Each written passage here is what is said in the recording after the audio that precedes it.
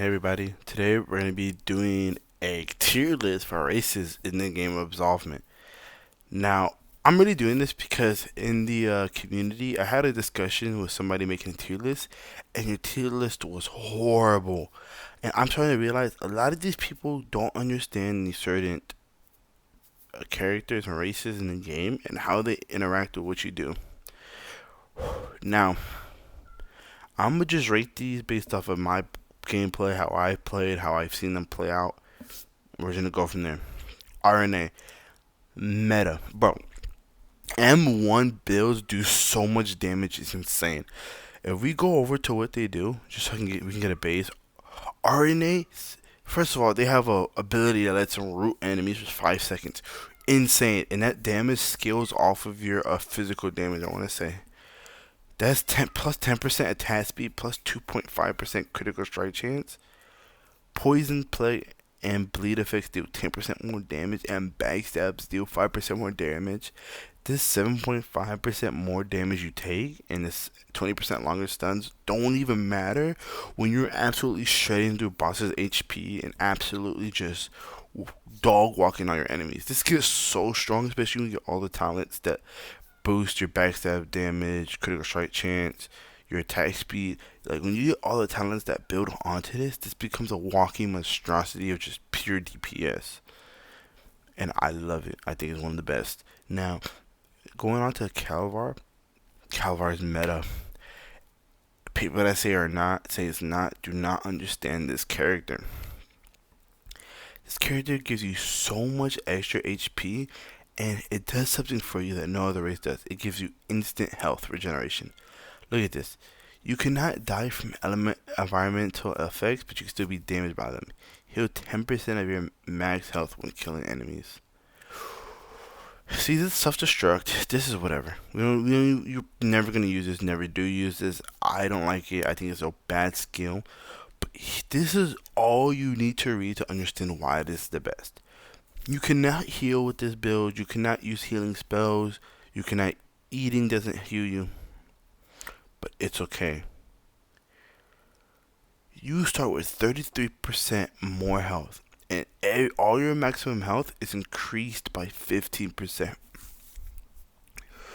There are multiple talents in the game that furthermore buff your health.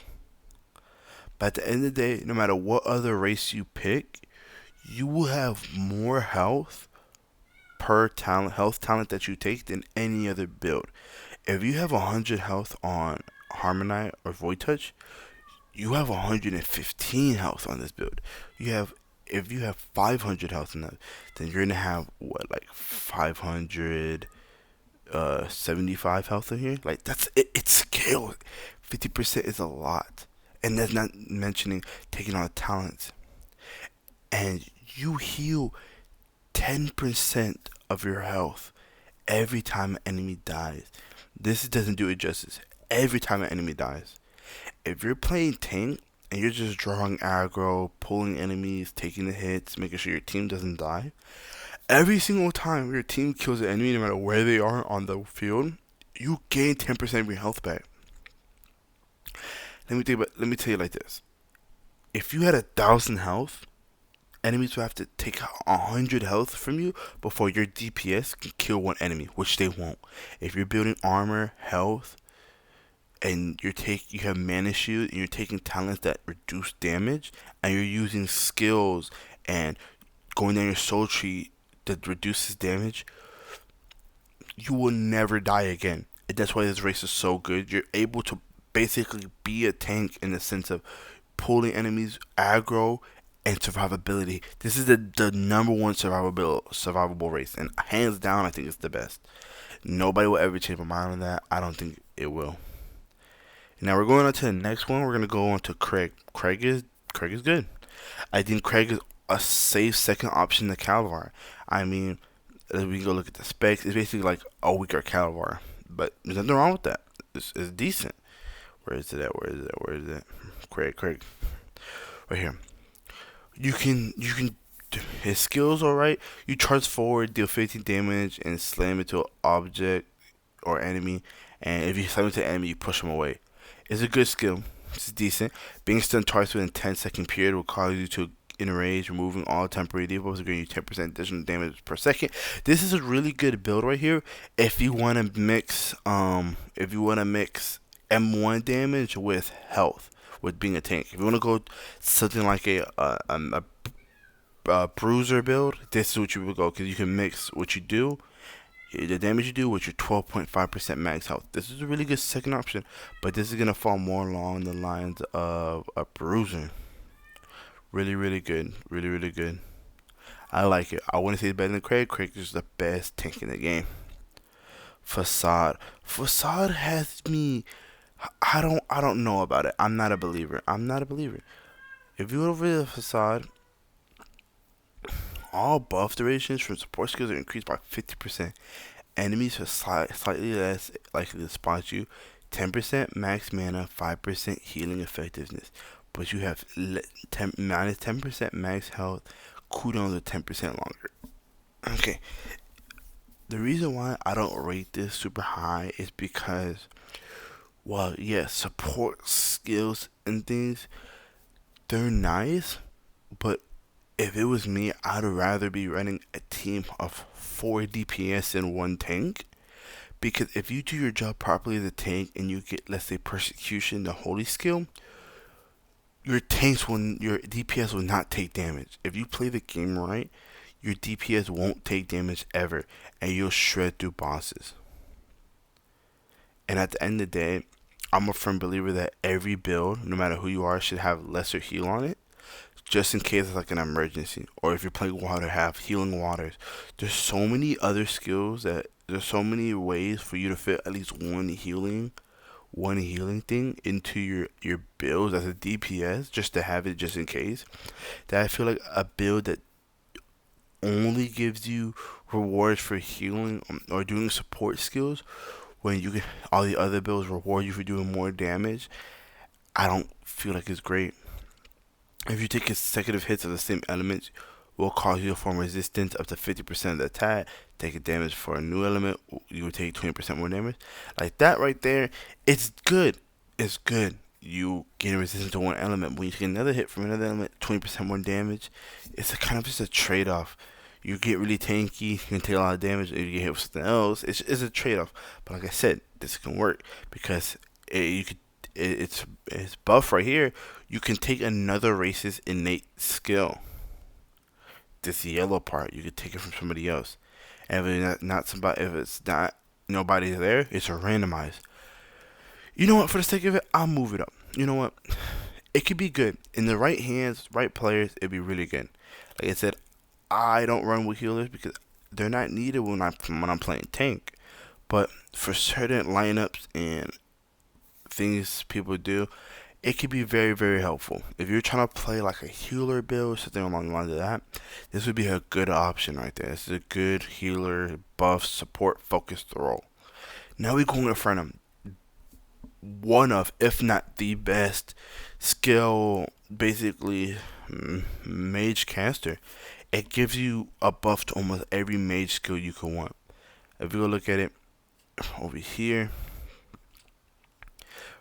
you could rip off your horn, sacrificing a third of your current health, increasing your total damage dealt by 30% for 22 seconds. Now, if we look at this, you're like, oh my goodness, I'm losing health, but I'm gonna do more damage, but I have less health. What if I die? That's why you have a tank with you. Like I said, that's why Calvar is rated so high, because once you have somebody super tanky with a shield, high armor, taking aggro for you, and you're just able to cast what you want, this build really shines. Your cast speed's up to 21% faster at lower health. Boom. You're ripping your horn off, you get lower health, you do more damage, you cast faster.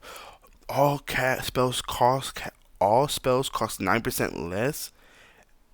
It's minimum gonna take at least one mana off a skill. All spells cast 9% faster. All casted spells do 9% more damage. Yo, this right here, you at the end of the day, this is just more spells you're shooting out at a less price, at a higher efficiency. Doing more damage with this 30%, casting way faster with the 21%. Like I said, these builds when they do high damage, have like look at this. Debuff applied to enemies are 50% shorter. All non-skill damage, all non-spell skill damage reduced by 25%.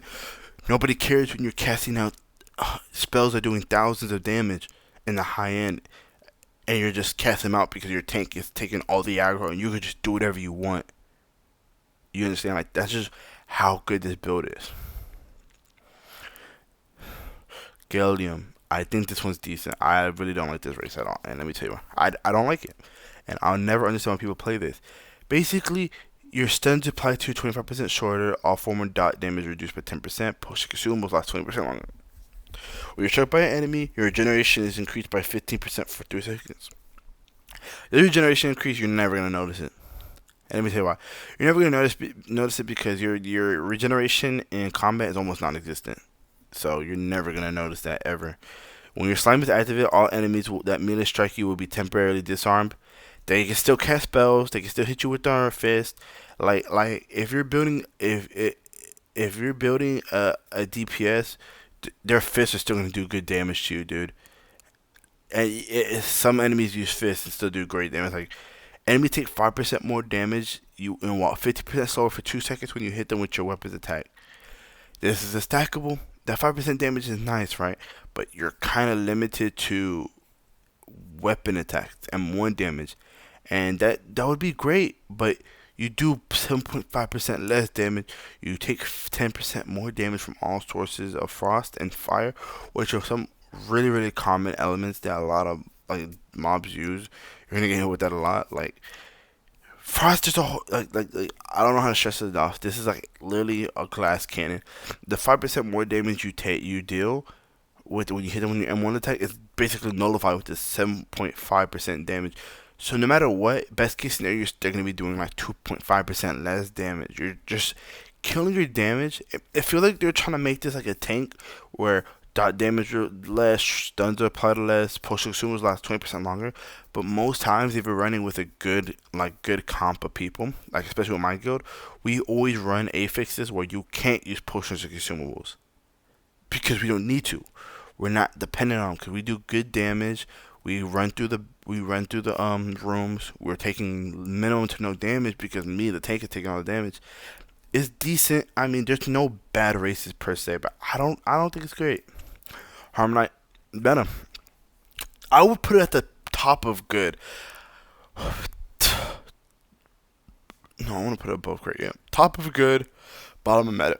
It's like in that weird place in between them. And here's why: there's no downsides. There's no. Actually, you're right. I'll put this at meta. This is one of the races where no downsides and then some upsides. Upsides aren't crazy, but the upsides are great. They're not crazy, but they're good. So you get a basically extra potential roll, basically saying that instead of getting 3 cards every hand, you get 4 cards, which basically increases your chances of getting any other rare mythic legendary by another slot for you to roll. And then also you get more choices, so your builds are much more or less dependent upon luck, and so that's really good for you. You get 50% more experience and 50% more gold. Really great. This is really good for if you're just starting out and you just want something that you don't have to worry about. Oh, what are my weaknesses? Is this gonna do more damage to me? You just want to flat out play the game with no downsides. This is what you will go. And yeah, let's see what's next. Katiyr. I don't think. Oh, bro, this is so stupid. I need buffs, bro. Like, come look at this shit, bro. Come look at this, bro. Where is it? Dodge next attack automatically is successful. Gives you all 3 stacks of your dodge ratio. I'm like, cool, okay. Successful dodges increase your critical strike chance by 2% for 6 seconds, stacking up to 3 times. Okay. Like, okay. Your ability, that's if you dodge. You're not gonna be like I'm saying. This sounds cool at the end of the day, but if you're playing with a tank, like I said, and you're just focused on doing damage, you don't need a dodge. You're just doing damage. There's literally a skill in game called Persecution that when I do it, all aggro is gonna be focused on me no matter how much you attack the enemy. What are you gonna be dodging from if your tank has aggro and you don't need to dodge? You know what I'm saying? So this will never come to light. Take 10% more damage from all sources when near two or more enemies. 10% more damage from water. 10% more damage from these. Like, you're basically saying this is like, I would never play this shit, bro. I would never play this shit. You're gonna take 10% more damage from two or more enemies. Basically saying if like most rooms are gonna have two or more enemies, that's 10% right there. If they're doing water, they're doing 20% more damage to you. Like come on, bro. Like what are we talking about right now? Roll cooldown decreased by 20%. It's good for movement. You're gonna be fast. 50% walk. You're gonna be fast. But if you're playing solo, this might be viable. I mean, if you're playing solo, dodge would be nice to give you the critical like to give you what's it called 6% more critical strike for 6 seconds if you use your ability and you dodge something. So like maybe I'd move it up to maybe decent for solo play. But other than that, I would never move. This right here, Kix'xm. I'll put this at good. It's a really good where's that? It's a really good alternate spellcaster. I'd say it's the second best in the game. His ability gives you mana regeneration. You're immune to ragdolls and knockbacks as long as you stand still. Any spells containing nature, wind, water, or earth elements will now grant you health based on the cost of the skill when they successfully cast. Now, the only reason why I'd probably this is good is because of the high mana regeneration and the fact that water skills do a lot of damage and they have healing waters. And now, if you use them, they basically regen your health based on the cost of the skill once it's cast, which is not a lot because it's like 15%. But like I said, when you're playing with a team that's doing a lot of damage, it's not really a problem. But why I would say this is really good is because it has the 50% regeneration for yourself and analyze. It'd be nice when you have a team of spellcasters and he puts it down and you're getting mana back. Even though it's just 15%, it does make a difference and it's another skill you can cast. But it has 10% minus 10% health regeneration. Debuffs applied to you last 25% longer. Debuffs applied to you do 20% more damage. Like I said, if you're playing with a decent tank and you're not getting hit, really good. If you're not into the solo play, you're gonna have a hard time. You're gonna regen less health. Debuffs apply to you less longer. They do more damage. It's not gonna be a good time solo play. This right here, this health gain, is not gonna be a lot. It's not gonna be a lot. We're talking about like 15, 16 extra health at most. Even a little bit more sometimes. Like it's not gonna be a lot. You're gonna run out of mana way before anything. So, but like I said, I could put it at good. If you're running with a team of let's say 3 Fernins doing crazy damage, a Calvar taking the aggro, and you're making sure they stay up to date with their health, really really go well. And you could be supporting your Calvar with healing spells, and not healing spells, but like support spells, buffing his resistance, stuff like that, really really well. Void Touch. Void Touch, I'd put probably right here. I think it's a really, really good. I think it's really, really good. I wouldn't say it's meta, but I think it's really good. Let's see why. Void Touch, where is it? Void Touch. Create a notification field around you, preventing enemies from casting spells for 11 seconds. All weapon attacks and parries deal 1 mana. Deals 20% more damage from critically striking an enemy. This is really, really good build for basically mixing spells and mana. You're stealing mana with your attacks. You're doing 20% more damage when critically striking an enemy. Yeah, you have less health, minus 25% max mana, and regenerate mana 30% slower, but you're stealing mana every attack and parry. And then there's a skill in game that adds onto your parry by stealing another mana. So you get ultimately, at most, steal 3 mana per parry, which is really, really good. All your attacks are going to steal minimum of 1 mana. Really, really good. So you're going to be getting mana back to cast your spells. And if you build this to be critical striking an enemy, you're going to do 20% more damage on top of other skills that add on to that critical striking damage. So it's really, really good of a mixed one. I like this race. Now at the end of the video, we're going to talk about Nespin. It's not on here. It's not on this. But Nespin, 100% 100% Nespin would be meta. And why is that? Because of Wars of a Thing. The 1.5% damage dealt leech. Amazing. You're super fast too because you can double jump and you can dash. It's a dash which feels faster than your roll. The supersonic screech, you can find enemies in the whole room by using it, is really good, especially in certain maps. In the frost map, some enemies can be hidden and you use a card to find them. You don't know exactly where they're at. Makes room clearing a breeze. Like to put that 1% more damage dealt from all attacks as health. Amazing. Iframes are dashing 50% shorter. Who cares? We don't care. Dash cooldown is 50% longer. That's fine. That's fine. Unable to cancel dashes. Who cares? This 1.5% damage dealt from all attacks as leech health adds on to the 6% max you can get. So you're gonna be doing 7.5% extra leech off of all your attacks, which might not sound for like a lot, but when you start having skills that hit for 1,000 and you're healing 75 for every skill you do, that and then that's bare minimum and it adds up. Crazy regeneration you're gonna start having. It's amazing. That 1.5 might not sound like a lot, but I feel like it definitely does a lot. I would put this. I would put this. I want to put this meta. I feel like this is one of the best solo play. One of the best. That's probably the best solo play. I would say, in my opinion, one of the best. Put it meta, maybe high good. Very, very good. Very, very good race. But that's gonna be it for today. I feel like this is just a good base of where races stand.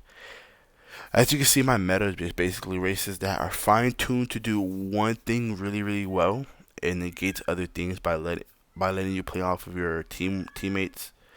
Good is like something that it does something good. Doesn't have too many bad downsides. Decent. I never play these. I would never play these. I feel like these are for people that just like it. I would never play these, but that's my tier list. Thank you. Let me know if you disagree, any other opinions you have, and y'all have a great day. Okay.